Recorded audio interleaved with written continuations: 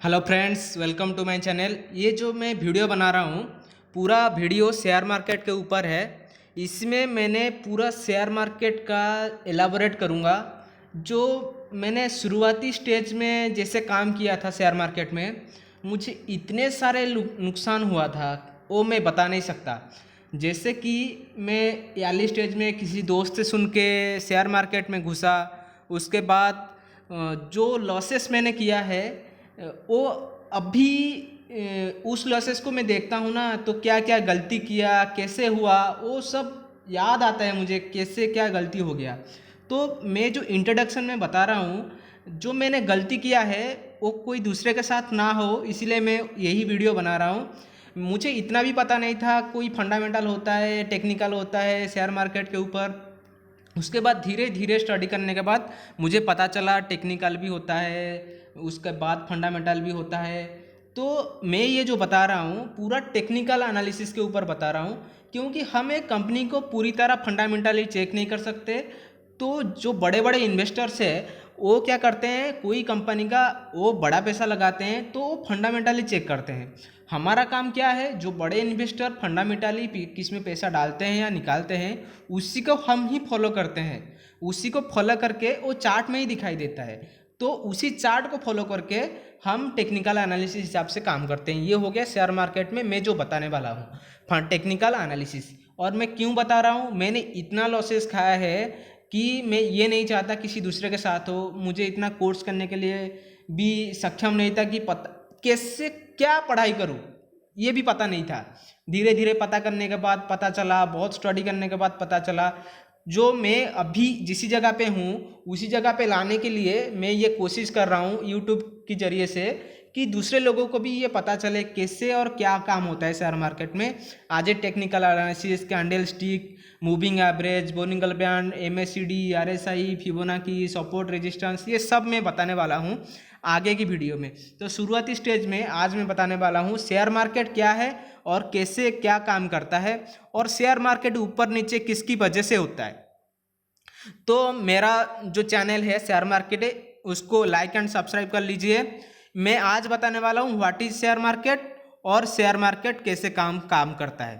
ठीक है, who drives the share market और व्हाट इज शेयर मार्केट। तो अभी हम बात करेंगे what is share market. Share market is where buying और selling of shares happens which is listed under SEBI. SEBI तो आप सब लोग को पता ही होगा, जो लिस्टेड है, हमारा गवर्नमेंट ऑफ इंडिया है। सेबी के अंडर जितने सारे कंपनीज है वो सारे लिस्टेड है। उसी को हम बाय करते हैं, सेल करते हैं शेयर मार्केट के थ्रू, एनएससी के थ्रू, बीएससी के थ्रू। वो सेबी के अंडर लिस्टेड है, उसी कंपनी हम शो कर सकते हैं। कोई भी ब्रोकिंग आप हो उसमें हमको शो करेगा। मैं जो बता रहा हूँ इजीली जो आपको समझ में आए, जो टेक्निकल वर्ड्स है उसी को अंदर में घुसना नहीं चाहता है।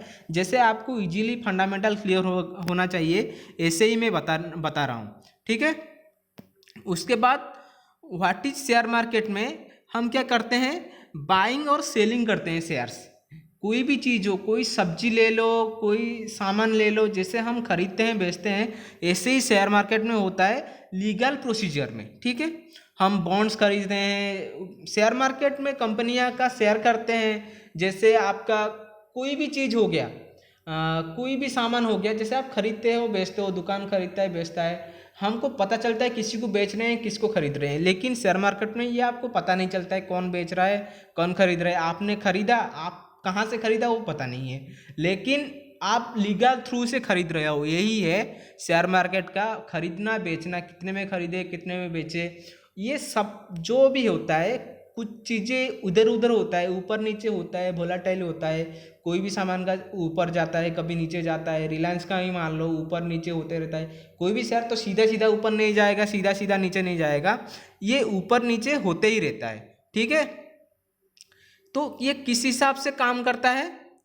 आज the company grows the price of your share grows and also when the company down price down हो गया। ये रिलायंस का चार्ट मैंने लगा के रखा है, इसको देख लीजिए। ये एक स्ट्रेट लाइन में कभी नहीं चला है, ऊपर कभी जाता है कभी नीचे जाता है, कहीं पे सपोर्ट लेता है कभी रेजिस्टेंस लेता है। ये तो मैंने आगे बताऊंगा आपको। जो फंडामेंटल है शेयर मार्केट क्या है कैसे काम करता है, तो उसी के रिगार्डिंग बेसिकली देखा जाए तो जब भी ऊपर जाता है कंपनी का थ्रू, लोग खरीदते हैं, कोई कहीं जगह पे बेचते हैं, तो ये सब ड्राइव्स करता है ऊपर नीचे, नीचे ऊपर, यही होते रहता है। फिर एक जगह पे कुछ देर ऊपर चला गया, जैसे मूविंग एवरेज काम करता है ना, किस चीज़ का एवरेज बनते जा रहा है, ऊपर जा चलते जा रहे, चलते जा रहे। प्रीवियस ईयर की बात करो, कोई भी सामान उसका रेट बढ़ गया है कभी, जैसे कोई भी दाल का आप प्राइस देख लो, 10 साल पहले वो 20 रुपये था, अभी 100 रुपये हो गया है। कैसे? कभी कभी तो 20 से 40 हो जाता है, फिर 30 आता है, उसके बाद 50 आता है, उसके बाद 30 आता है, फिर 20 आता है। इसका एक एवरेज रेंज पे बढ़ते जाता है, बढ़ते जाता है। जैसे ही दुनिया टाइम बढ़ते जा रहा है, ऐसे ही सामान का प्राइस भी बढ़ते जाता है, आगे चलते जाता है, बढ़ते जाता है, ऐसे ही सामान आते जाता है, इसी हिसाब से। तो हम शेयर मार्केट को मेरे हिसाब से, जो सिंपल स्टेटमेंट के हिसाब से देखेंगे, share market is the place where all the financial securities are brought और सोल्ड बाय द इन्वेस्टर्स और the trader in the stock market या स्टॉक एक्सचेंज।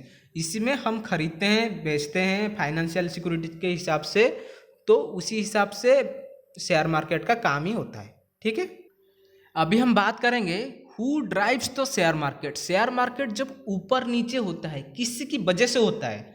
मैं पहले बता दिया शेयर मार्केट क्या है, बेचना खरीदना जो लिस्टेड है सेबी के अंडर, मतलब लीगल प्रोसीजर के थ्रू हम जब खरीदारी और बेचते हैं, वो हो गया शेयर मार्केट का काम। उसके बाद शेयर मार्केट ऊपर नीचे बहुत सारे वजह से होता है। एक वजह हो गया इन्वेस्टर्स डिमांड, एक सामान को कितना लोग खरीद रहे हैं और कितना लोग बेच रहे हैं, इसके ऊपर डिपेंड करता है। कोई भी सामान देख लो, कोई भी सब्जी या कोई भी चीज़ ले लो, जब लोग का खरीदना ज़्यादा हो गया, डिमांड जब ज़्यादा हो गया और सोर्स कम है, उसका प्राइस बढ़ते जाएगा। ठीक है, क्वांटिटी सेम है, 100 रुपये का सामान है, मतलब 100 रुपये एक सामान समझ लो, इतना ही 100 है, वो बेच रहे थे जब 5 रुपये में, तो 20 लोगों को मिल रहा था। जब लोग ज़्यादा हो गए उसका प्राइस बढ़ गया। ठीक है, लोग ज़्यादा हो गया, उसका प्राइस रेट क्या किया, बढ़ाते गया। जब आप एक सोचिए, एक दुकान था, मतलब एक जगह पे 10 दुकान है और लोग डेली खरीदते हैं, सारे दुकान को कम कम प्राइस मिलता है। एक दिन ऐसा हुआ, किस दिन बारिश हो रहा है ज़्यादा, लेकिन एक दुकान खुला है, लेकिन सब्जी तो खरीदना है ना, तो वो क्या हुआ, उसका सामान का रेट 5 रुपये 1 रुपये बढ़ा सकता है, क्योंकि आप लोगों को खरीदना ही खरीदना है, क्योंकि बारिश में वो बैठा है। तो इसी हिसाब से जब बायर्स का डिमांड बढ़ गया सेलर से, तो उसका प्राइस बढ़ते गया, और सेलर का डिमांड बढ़ गया, जो बेच रहा है उसका डिमांड बढ़ गया और बायर कम हो गए, तो वो सामान का प्राइस नीचे आता जाता है। ठीक है, ये हो गया इन्वेस्टर्स डिमांड। नेक्स्ट में क्या आता है, इमोशंस और सेंटिमेंट्स। इमोशन और सेंटिमेंट के ऊपर भी मार्केट काम करता है। कभी मार्केट ज़्यादा ऊपर चला गया तो हम लोग सोचने लगते हैं कि नीचे गिरेगा, तभी नहीं गिरता है बिल्कुल भी, और ज़्यादा चलते जाता है। और नीचे गिरता है, हम लोग ज़्यादा सोचते हैं कि अभी मार्केट गिरेगा, अभी मार्केट गिरेगा, और तभी नीचे और ज़्यादा गिरते जाता है, गिरते जाता है। जब नीचे गिरता है हम सोचते हैं कि बहुत ज़्यादा गिर गया, तभी और ज़्यादा गिरता है। जब हमको लगता है ना बहुत ज़्यादा हो गया शेयर मार्केट में, तभी शुरुआती होता है, यही मान लो। और इमोशन, कभी हमको लग रहा है कोई प्राइस सामान ले लिया खरीद के, हम का लॉस में आ गए, उस टाइम निकल जाना चाहिए, लेकिन हमारा जो सेंटिमेंट्स इमोशन है उसको निकलना नहीं देता है। अरे यार थोड़ा ऊपर आ जाएगा, ऊपर आ जाएगा, ऊपर आ जाएगा, आएगा कभी ना कभी, तो हम होल्ड करके बैठ जाते हैं, हमारा पैसा उधर ही फंस जाता है।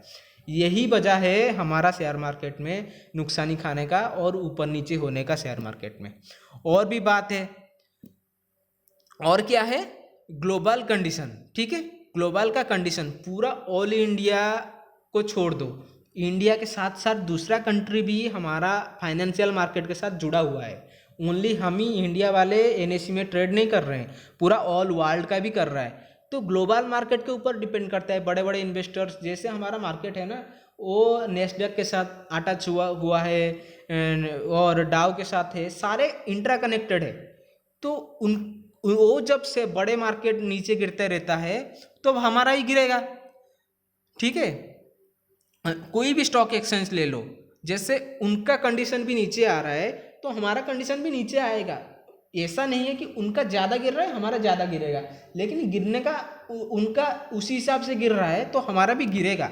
ऐसा नहीं है उनका चलते जा रहा है हमारा गिरते जा रहा है, लेकिन सबका सबका कंट्री का अलग अलग है जो टेम्पररी बेसिस में ग्लोबल कंडीशन दिखाई देता है और उसी हिसाब से शो करता है। और आ गया डोमेस्टिक कंडीशन। डोमेस्टिक कंडीशन क्या है? जैसे कि हमारा इंटरनल में कोई चेंजेस आ रहा है, स्टेट स्टेट में किसी का सामान के ऊपर कम आ गया ज़्यादा आ गया, उसी के ऊपर भी कंडीशन के ऊपर भी शेयर मार्केट ऊपर नीचे होता है। उसके बाद हो गया एक चीज़ ग्रीड एंड फियर। वो कैसे काम करता है?